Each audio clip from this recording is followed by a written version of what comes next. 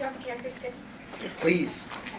Hi, I'm Parker Himley. I represent Troop 3993, and I'll be performing a dramatic monologue from Tennessee Williams' A Streetcar Named Desire in the character of Blanche. That's it. And a comedic monologue from Laughing Loud by Christopher Durang in the character of the woman.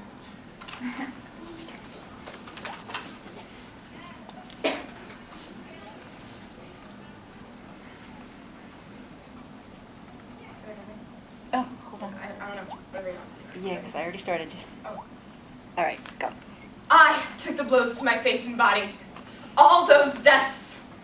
Father, mother, Margaret, that dreadful way, so big with it that we couldn't put her in a coffin, but had to be burned like rubbish. You just came home in time for the funeral, Stella, and funerals are pretty compared to deaths. Funerals are quiet, but deaths, not always. Sometimes their breathing is hoarse, sometimes it rattles, sometimes they cry out to you, don't let me go. Even the old sometimes cry out, don't let me go. As if you could do a thing about it. Funerals are quiet, with pretty flowers.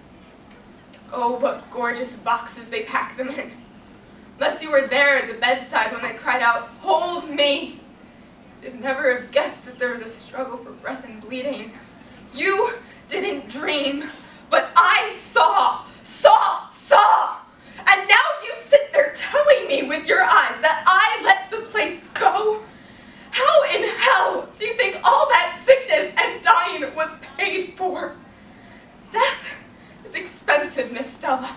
Yes, accuse me, sit there and stare at me, thinking I let the place go. I let the place go. Where were you? In bed with your Pollock. I want to talk to you about life. It's just too difficult, isn't it? To be alive and try to function. There are all these people to deal with. I was at the supermarket trying to buy a can of tuna fish, and there was this person standing right in front of where I wanted to reach out and grab the tuna fish. He was looking at tuna fish too, but he was taking a real long time at it, reading the label on each can as if they were a book. A pretty boring book if you ask me, but nobody has. So, I thought about asking him to move, but he'd probably just say something like, we'll move when we're gosh darn ready, United Woman. Then what would I do? So I started to cry, out of frustration.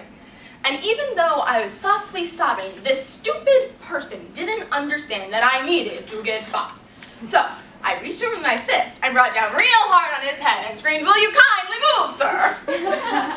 And the person fell to the ground, looked totally startled. And then this small child started crying. And I was still crying. And I couldn't imagine making any use of the tuna fish now at any rate. So I yelled at the child to stop crying. I mean, it was drawing attention to me. And I raced out of the supermarket and I thought, I'll take a taxi to the Metropolitan Museum of Art. It needs to be around culture right now, not tuna fish. Thank you.